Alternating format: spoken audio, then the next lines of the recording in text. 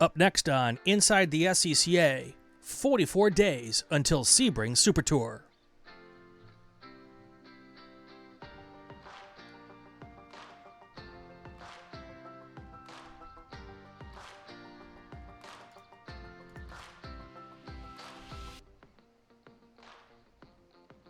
Welcome to Inside the SCCA. I'm Brian Bielanski. Joining me tonight is the SCCA's Vice President of Road Racing, Eric Prill. Eric, welcome. Thank you. Thank you. Always good to be on with you, Brian. You say that. I mean it. We've done this a few times now. We have. We've done this a few times, and excited about this one because we're all getting ready and ramped up, even though everything seems to be winding down. We're all getting ready to wind up for 2024, which 2024 is what? The New Year's is 35 or 36 days away. And I just did the math, 44 days until we all show up at Sebring for the first Super Tour. That seems like tomorrow. It does. It really does. It feels like we just wrapped up 2023. I mean, we're still wrapping 2023 up, but as we like to say, there really is no off season. No, there's no off season, and we're all talking about how we can go have fun and make Super Tour as good as possible, how to enhance all of what we do for the drivers and the team so that they have as amazing as an experience as we possibly can. And that can be a challenge when you've got all people from different parts of the country and different tracks and different volunteers all coming together for kind of one common purpose, but we seem to get it done, don't we? We do, and we're about to head to a part of the country that's still holding 2023 races. Yeah. Down in Florida, Central Florida region, still holding races just this past weekend. So just no rest, but you're absolutely right. We are constantly thinking and listening to the members and the participants and finding ways that we can make little fine tunes to this machine and make it run a little bit better and a little bit more enjoyable for everybody. Yeah, so you and I got together, and over the course of the year, we hear what people are asking questions about. We keep an eye on the social media to see what people are sometimes complaining about, and what people are happy about too. And we're gonna go through kind of a bullet list of things today or tonight, so that we can kind of get people up to speed with some changes that are coming for next year, and also what we're all excited about. A couple new tracks. Some new technology. So let's get right into it. Over the last couple of weeks, I've seen a lot of questions and chatter about the divisional championships and how they're all awarded and which races can go towards them. And a lot of folks questioning whether or not they can use an out-of-conference race to go towards their conference championship points. What is the deal with that? So this is, I like to refer to this as the legacy, some of the challenges we have with legacy programs, the way things used to be. We used to qualify for the runoffs, and the big national points championships used to be called divisional points championships that national races went toward. And divisions, and we still have divisions. Divisions are collections of regions.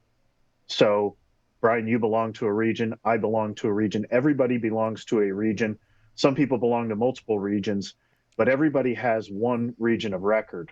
And that region of record exists within a division. Right. And that gives you a division of record. So back in the old program, back pre-2020, in the olden times. Yes, yes.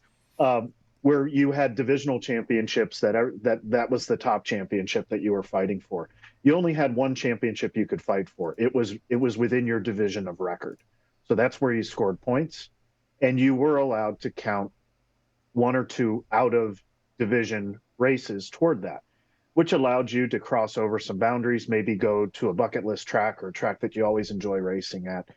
And you could count that. You would actually get some credit toward your season.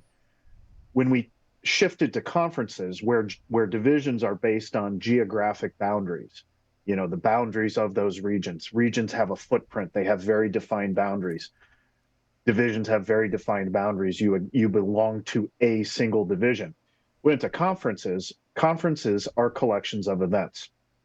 Some events, a couple of events count toward multiple conferences because of not just where they're geographically located, but what their draw traditionally is.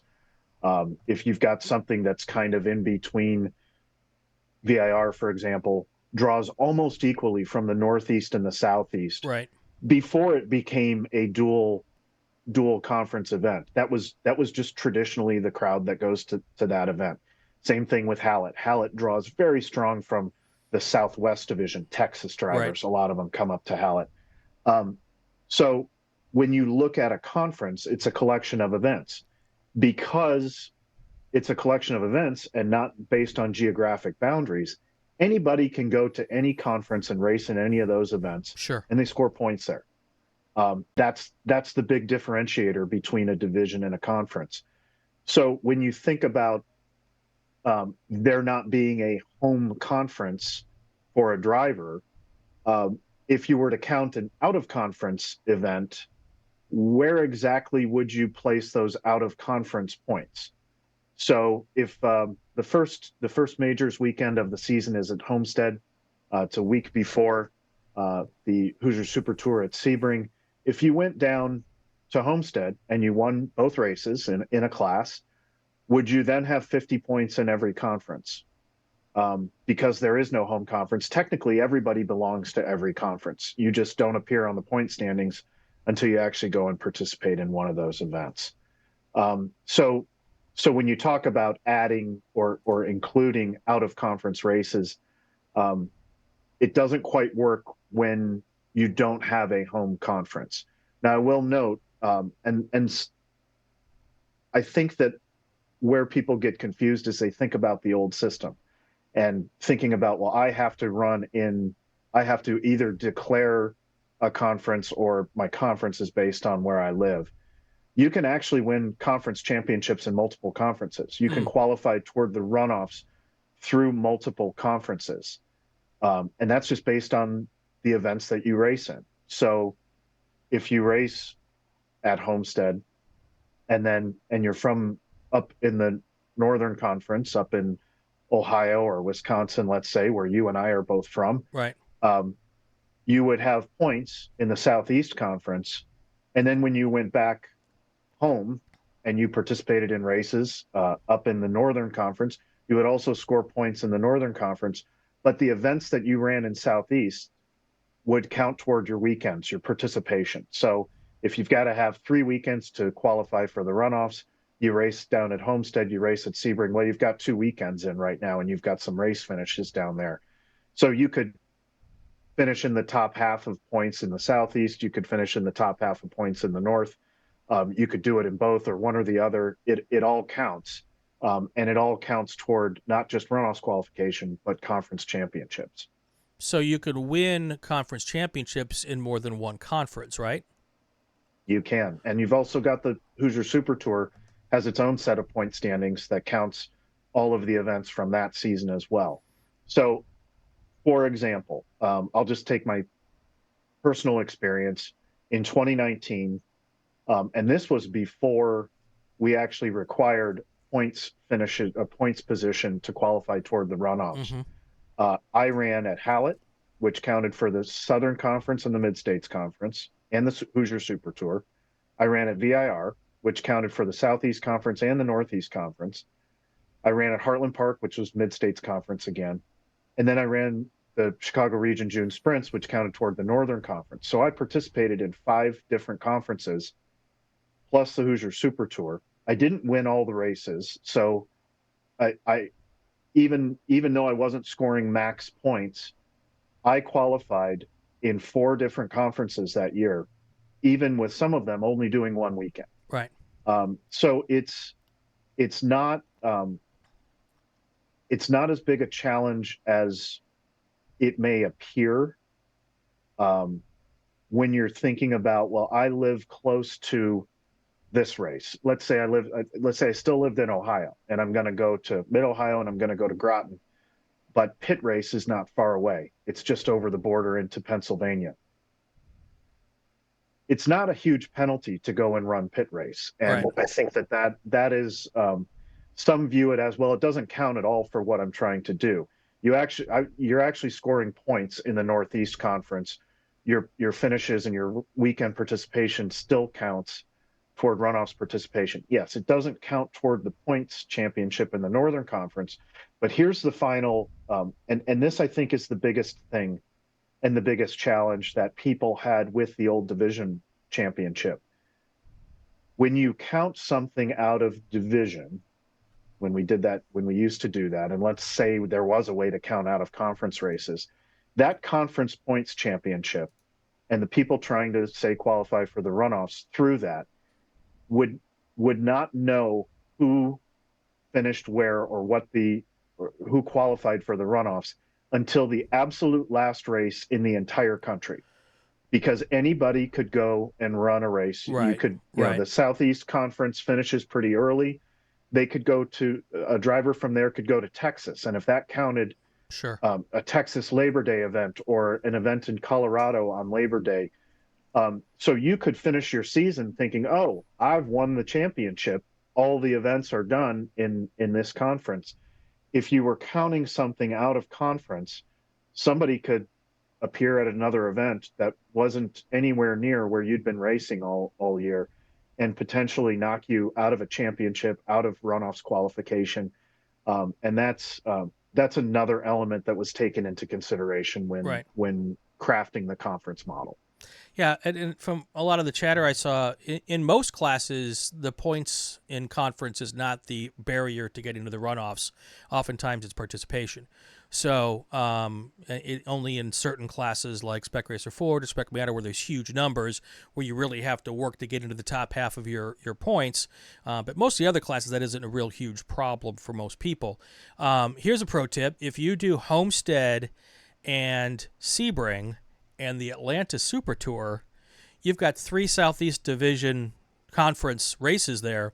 You could qualify in one class there, then go home to wherever you live, do all of your other conference races throughout the summer in a different class, and you get a lot of bang for your buck that way. So if anybody wants to make the trip south twice, no matter where you're from, and it'll still be nice weather in Atlanta in March, another way to get 2 different conference championships to get yourself to the runoffs in 2 different ways. Absolutely. Yeah. Yep. We have a lot of people that do that. Yeah. So any changes in because every year everybody waits to see the qualifications and how to get to the runoffs. They've been tweaked over the years a couple different times. Any changes that we're going to see from 23 to 24 on the path to get to the runoffs? I don't see anything coming, and I have to preface it with, we have a board meeting this weekend. Okay. But I have not heard any discussion about changing anything with regard to majors path, to divisional path, anything like that. So I think as it was in 23, it will be in 24. The one change that doesn't affect most people is the pro racing path to the runoffs has been suspended going into 2024. We only had I believe 5 drivers that actually took advantage of that, but it also leads to confusion. It's a further wrinkle. I think anybody that looks at the flow chart as to how to qualify for the runoff says, "Wow, why does it have to be so complicated?" Mm-hmm. I wish we could further streamline it. Perhaps someday it will be, but this is part of that, and there are some other factors that went into that as well. Sure. But that doesn't affect most of the drivers that are out there racing club racing all year. All right, let's get runoffs participation out of the way here. Last year there were less than 10 cars at the runoffs in 5 different classes. That causes some logistical machinations for 2024 for these cars. A lot of people were wondering why F6 was able to crown a national championship last year with under the 10 cars, and there's a whole probation thing, and you're going to get to explain it to us. Okay. So actually, So as you mentioned, there are 5 classes that that did not have 10 cars at the event. One of those classes, which was GT1, didn't have 10 cars the previous year. So the way the rule works is if you come to the runoffs and you have less than 10 cars and you had 10 or more cars the year before, you still crown a champion. The people that came to the event were supportive of the class, supported the event. The thought is don't penalize the people that came. They still crown a champion. But once you have a year where you don't have 10 cars, the following year you are on probation, which basically means if you don't have 10 cars or more show up that following year, then there would be no champion crowned. You'd still get to year, race. You would still get your race. Right. And we ran into a situation this year where, does there need to be a further threshold for that? Mm-hmm.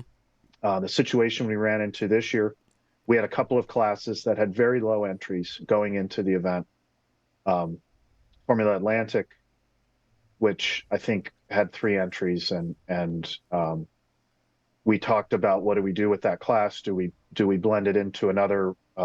They qualify with somebody else. Do we have their race with that class as well?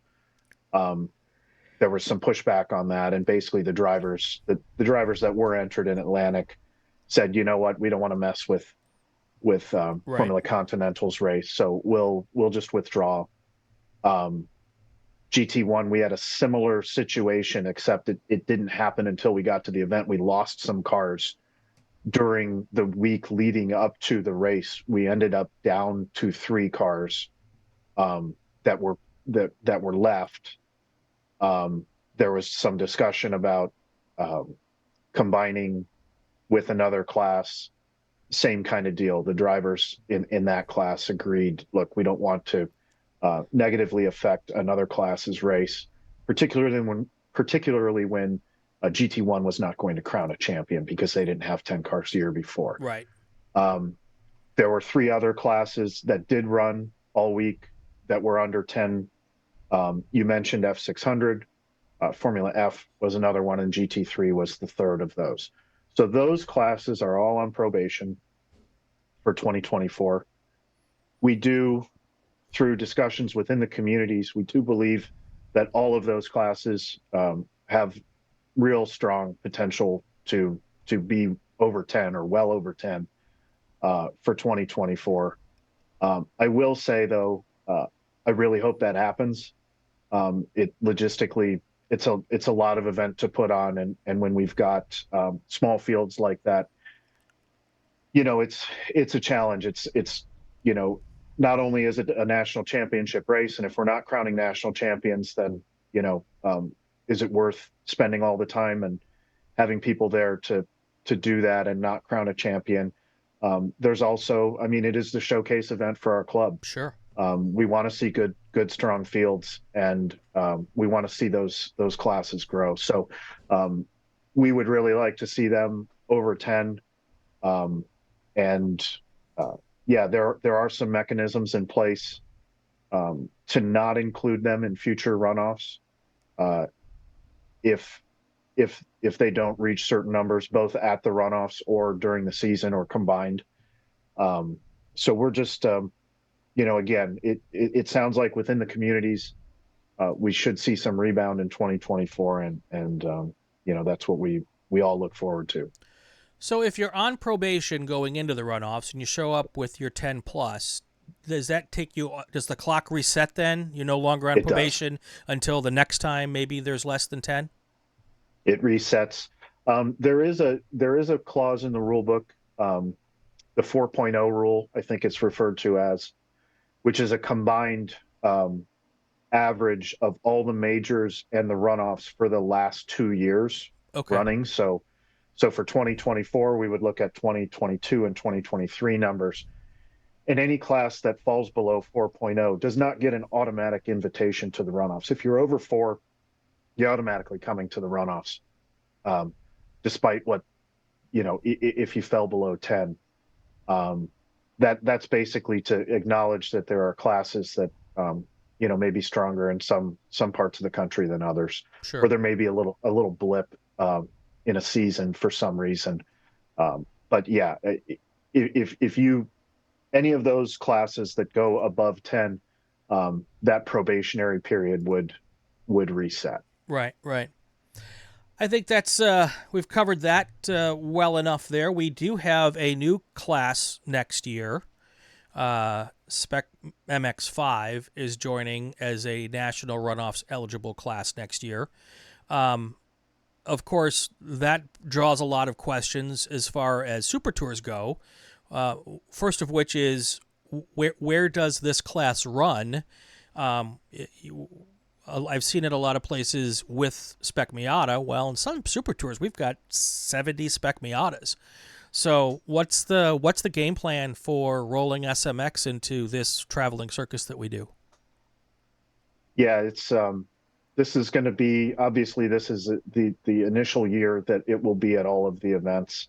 We're going to need to see what kind of car counts we have in this class as it gets rolling. It's already got a good base, which is what earned its way into the Super Tours, into the Majors program. Yes, when you look at the number lists, the permanent number lists, the standard groupings for Majors, SMX is in with Spec Miata.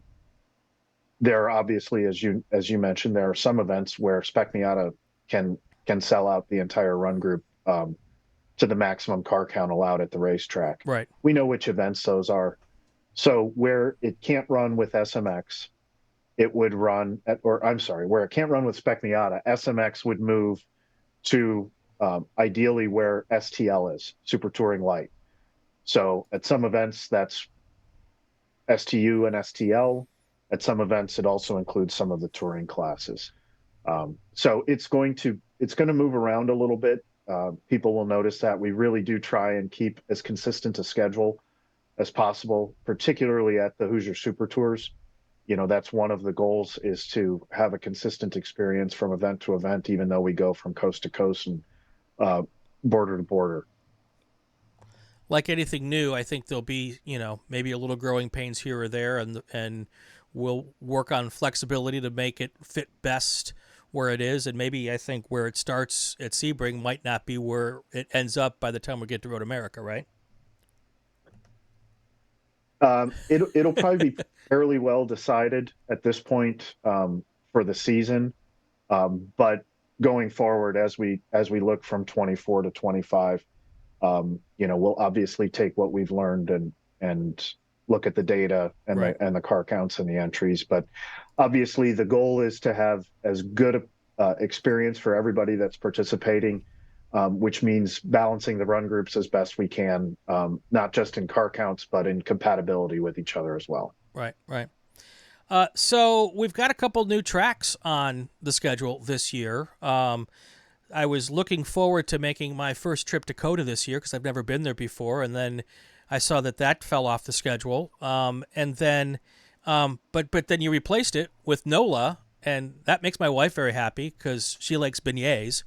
And she's gonna join us for that weekend, and she said something about hurricanes. We're gonna have to, and I think she was referring to the drink and not the weather. Yes, so different time of the year. Exactly, and it's not during Mardi Gras, so that's good too. Tell us about NOLA. Let's start with NOLA. Well, NOLA was on the inaugural Super Tour back in the day. People will recall we had a Super Tour, I think 2011, 12, 13, maybe that time frame. Then there was a hiatus before we ramped it back up in 2017.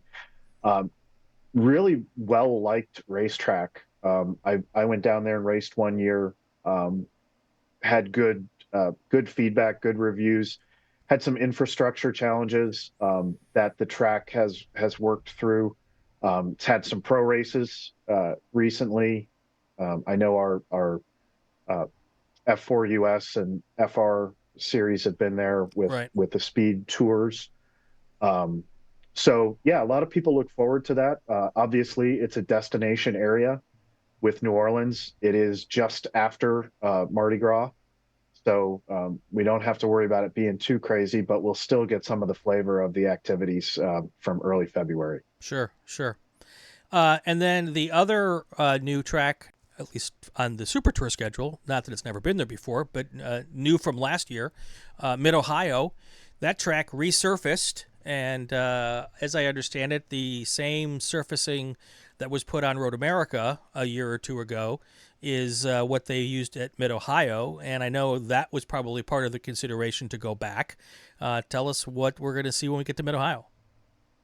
Yeah, I think everybody was really excited to hear the news. There were a lot of rumors about the resurfacing, and then when they were confirmed, that was very exciting for a lot of people. So, Mid-Ohio, obviously, really long history of significant events for SCCA. You know, whether it's Super Tours or I think back to the Freedom Nationals and the Trans Am Nationals back when I was growing up there, and then obviously had a long stint of the runoffs there. You know, for me, it's a little bit like going home, just like, you know, going back to Road America is for you. But yeah, looking forward to that. Really excited about the improvements that they've put into the track surface, and have, you know, heard some other things that have been going on since we were last at Mid-Ohio. Yeah.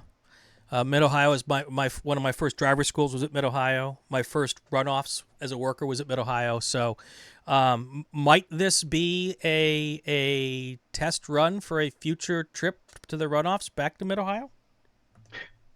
I think that might be getting a little bit ahead of ourselves. I think we're excited to be back there for Hoosier Super Tour. You know, but you never know. I mean, obviously, what's in the future is still in the future, and you know, we're always taking a look and seeing what opportunities might be there. Yeah, definitely. Let's talk about Flagtronics for a bit. We had it at the runoffs. I know the system's going to be up and running at every Super Tour this year, but I understand it's not going to be mandatory for Super Tour drivers this year. Without it being mandatory, some of the functionality is not really as useful as it could be. So how are we going to use it in 2024, and is this the stepping stone to something manual or mandatory going into 25 and beyond? You know, I think you hit the nail on the head, and the really key thing is with this technology, or any system like it, if it's not in all of the vehicles, we don't realize the full benefits of it. And obviously, we're looking at this from a, you know, safety alert standpoint, information to the drivers, you know, the in-car flagging being the most critical component. There's a lot of other added benefits. When I think of our Green to Checker initiative, there are things that could be implemented that help keep sessions going without bringing everybody into the pit lane and stopping things. We won't be able to do a lot of that while it is optional.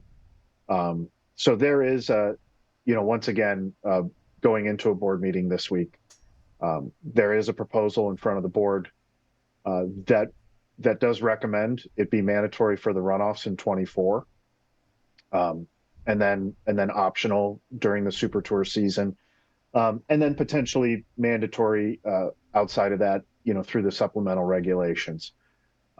We learned a lot at the runoffs. We had about 40% of the people utilizing it.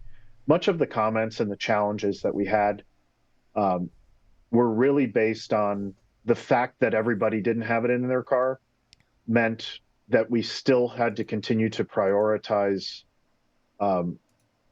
doing things the way we're all used to it, waving the flags, first and foremost, waving the flags, making calls to race control, which did end up resulting in some delays. People were like, I'm seeing a yellow flag, but my Flagtronics isn't blinking yet. It's all about timing and prioritization. And when you only have 40% of the cars, just on average, there were some run groups that only had a couple of cars with it. There were some that had far more than 40% at the runoffs. But when you know that not everybody has it, you have to prioritize waving the flag. Ideally, they both happen at the exact same time. Flag is waved, buttons are pushed. But the reality is, when not everybody had the system, first and foremost, you got to wave that flag. Got to wave the flag. You got to make your call in to race control. So that was some of the feedback we got. There's some packaging things that I know people are working through. I know that Flagtronics is working on continuing to look at tight cockpits like formula cars, prototypes. How do we best package this in those situations, in those instances? So it was a learning experience. It was a good learning experience. We came away with a list of things. We've been talking with Flagtronics about it. We'll talk with the board this weekend, but it is a recommendation of the staff and the club racing board to implement this for the 2024 runoffs. Right. Where it goes beyond that, how quickly it's implemented, really comes down to not just our experience with it, but how many tracks start to put this system in. The goal here is to have the system at racetracks, not one that is portable that we're constantly taking around and setting up, or that regions have to take around and set up. And we may have to do that for a period of time, but ideally, this is something that becomes the infrastructure at the racetrack. Right. And not just for the SCCA, but for other organizations. We know there are other organizations that are already using it, that it's already mandatory at. So the rollout and the implementation of, to answer your question of when will it be mandatory, I can't answer that right now. Right. It's a process, and it would be a rollout. I liken it a little bit to when we first started using transponders, which was probably 20 to 25 years ago. It didn't happen. It wasn't a flip of a switch everywhere in the country. It slowly kind of got going. We would probably look at it more from a standpoint of different types of events that would have it. Obviously, if we're going to start with the runoffs, then I think it's probably not inconceivable to think that Super Tours might be the next phase, Right. before we get down the road to every single regional that's around the country. That's further down the road. Right. Yeah, while it's not ideal to have to carry it to track to track to track, a super tour situation where it's the same crew going to all 10 races with the same trailer makes it a little easier to do that. But each track having it makes it even easier. And it's just, I think, personally, a matter of time before that's going to happen. If anybody wants more information and to learn a lot more about the whole Flagtronics system and how it's going to work, I did a podcast with James Ballinger and Todd Burris. James is the head honcho at Flagtronics. Todd Burris, multiple national champion, or at least one national champion, who's used it extensively with a different series and is a huge proponent of it. I've seen it in action with my work with another series as well, and it is the future of what pretty much every organization, in my opinion, is going to do down the road. So check out that podcast. I'll put the link to that in the show notes here, so it'll be real easy for everybody to find. So you mentioned it. I wasn't gonna hadn't planned on bringing it up until you mentioned it. Green to checker. We were all there for lots of different events last year, and sometimes green to checker worked really well, and other times not so much. You track that data, and when we first talked about green to checker, you only had like 1 or 2 races worth of data. Now we're a year and a half or so into it. My guess is that your data pool is bigger. What have you learned, and what needs to be done to make it better? So what we have learned is that aggregating all that data takes a lot of time. Mm-hmm. And the data aggregation is a little bit behind for this year. So a lot of the takeaways, looking at it strictly from a data standpoint, that's what it started out as, right? Was let's mine the data. Let's get ourselves a baseline so we can compare events to events, find out which events are doing better, some changes that we've made, what has helped. Um, I can tell you the one thing that we do know is that um, large fields of multiple classes seem to be our biggest challenge. And so we made some changes last year, and it's not just for people that are in those groups. It puts a strain on the event, and when there's strain on the event, there can be groups that end up indirectly affected. Right. If something gets behind, if something has had to um, uh, be delayed for a long cleanup, that can affect things afterward. That can even affect things the following day, as we've seen. So, um, those are still things that, as we look at formats and things we can do as organizers. Um, we did work on having a coach at some events this year. We didn't quite nail that the way that I think we had hoped we would. So we still may have a coach at some of the events. We're going to look at some other things, ways to help run groups that within their community have a pretty strong community, and maybe work with those groups themselves um, to try and work with one another. It's a group effort, as we've said, kind of ad nauseum since we started it. It's not just one thing that really affects it. It's a number of things, but certainly the groupings um, affect things. The number of total cars affect things. We've started to this year. We publish penalties. Um, every single penalty, whether it results in a position change or not on race results. I think that shows people that there are things happening in the quote judicial system uh, when things go wrong, as they will from time to time on the track. I think that there was some belief that there wasn't anything happening with things, and uh, obviously there's always more that everybody can do. I think we've made some good initial steps. I wish I had data that I could cite right now. I think we'll have all that data complete by the time the year is out, and we'll have the start line data from 22, and then that baseline data, and then see where it trended for 23. Yeah. I mean, it didn't take a rocket science and data to get us to where what you just said. Big groups are the ones that tend to have the problems, and it also seemed as if some of it has to do in my opinion, it's somewhat track dependent as well.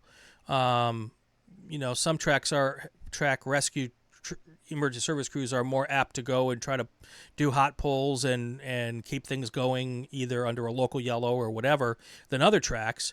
And that can also add to the mix as well. And I don't know how you would fit that type of data into the discussion of how to make things better. But it does seem like, the year before things were a little bit better, and then last year it seemed to maybe devolve a little bit. Yeah, I mean it is track dependent. Just the way the track itself is laid out, and if a car goes off, does it hit something? If a car goes off, can it pull up? Can it find a safe place to hide? Right. Or do you have to go and get it?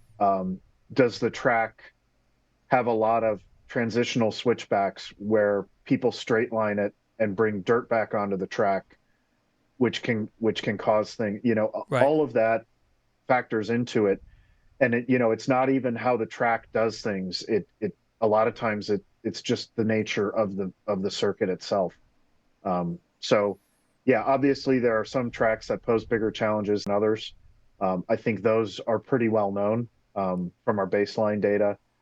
And we have worked with those tracks to find better ways to keep things moving. So there certainly is some success there.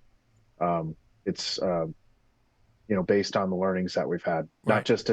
not just in attitudes on the driving side or the officiating side, but also tracks looking at it, their crews and how they handle things. Right.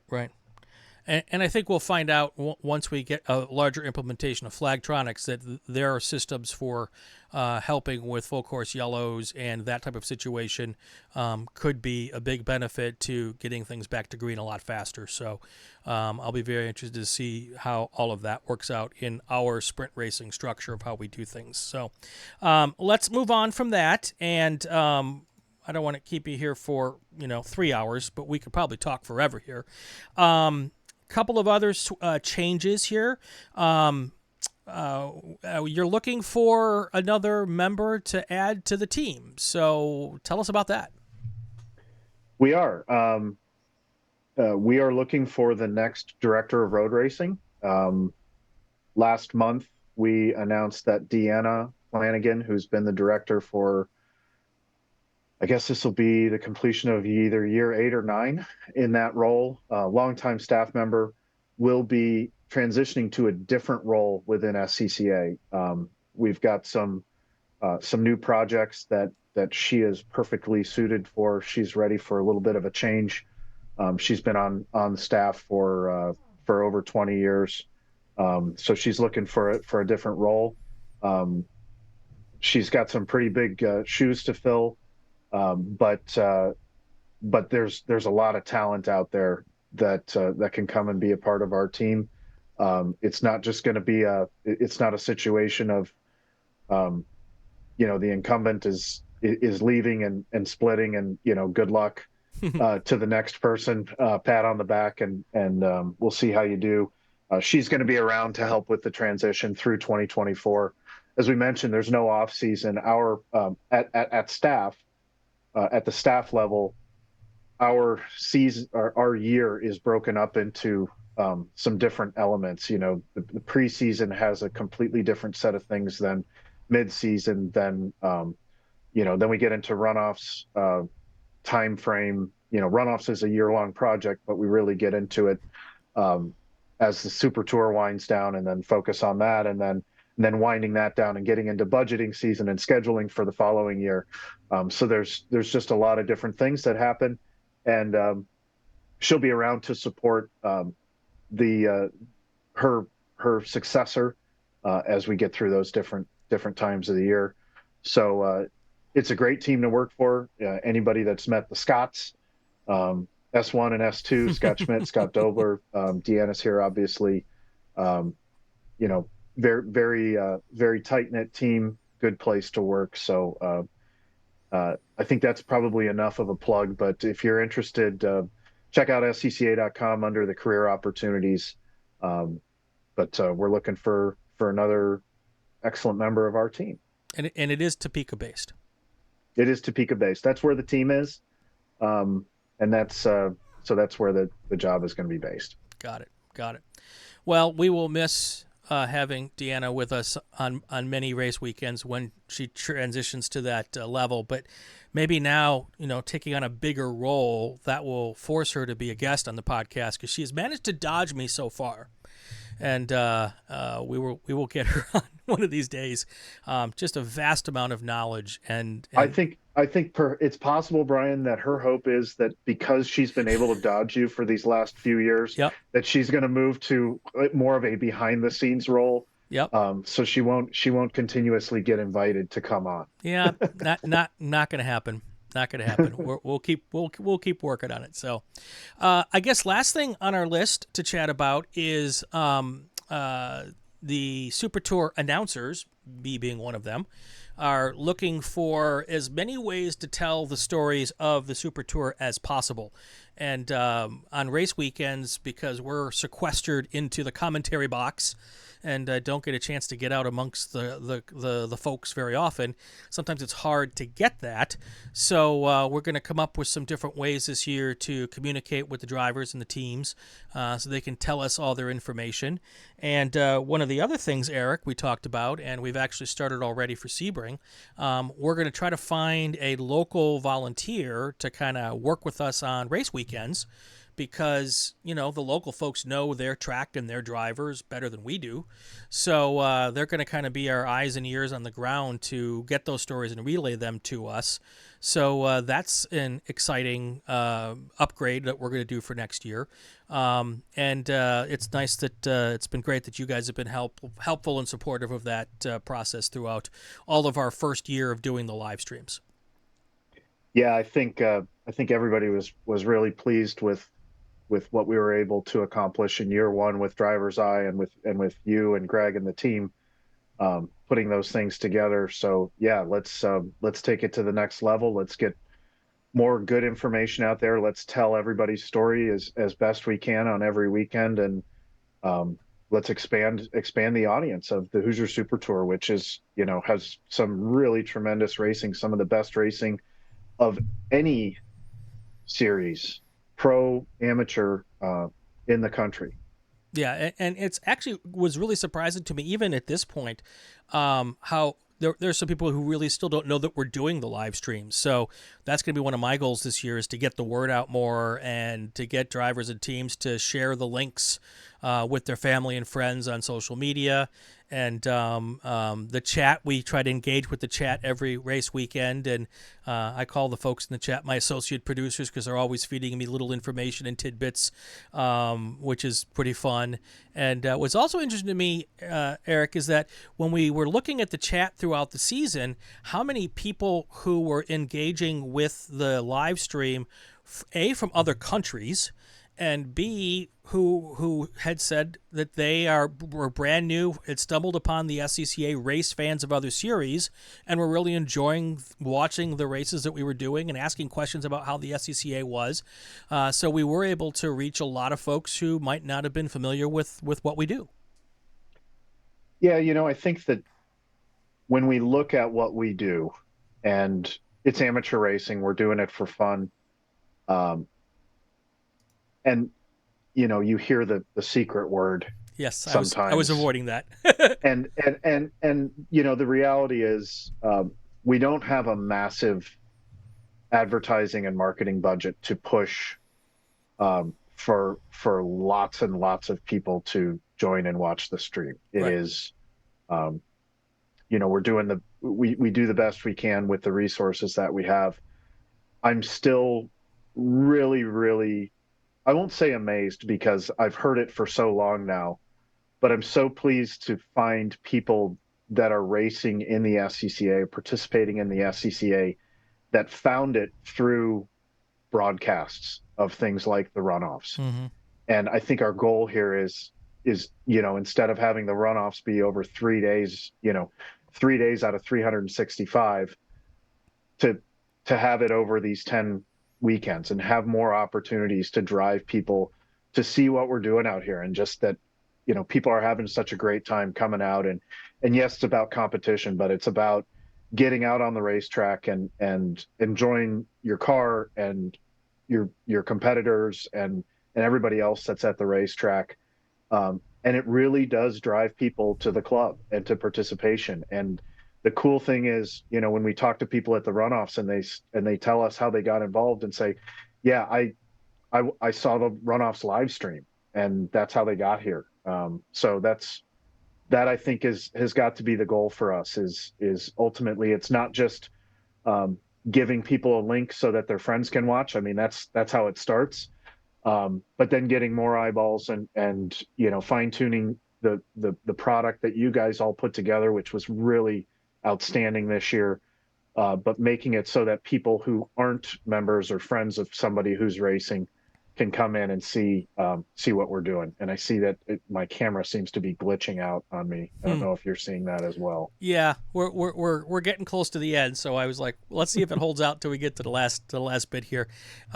Anything that we haven't talked about that we should before we let you go? No, just looking forward to getting 2024 underway. We've got a lot of exciting things coming in the new season. The new venues, obviously, we're going to Road America for the runoffs. That'll be the 60th anniversary runoff, so we're excited about that. We're planning some things around that event that are 60th related. So yeah, just let's get going. The snow flew here this past week, but we're getting ready. We're loading stuff up and getting the inventory and everything. And how many more days? 44. Is that what you said? 44. Yeah, we'll be there before we know it. And no sun here no snow in Pasadena, by the way. Just thought I'd share that. Fair enough. Eric Prill, Vice President of Road Racing, SCCA, thank you for being with us. Thanks for having me, Brian. Always a pleasure.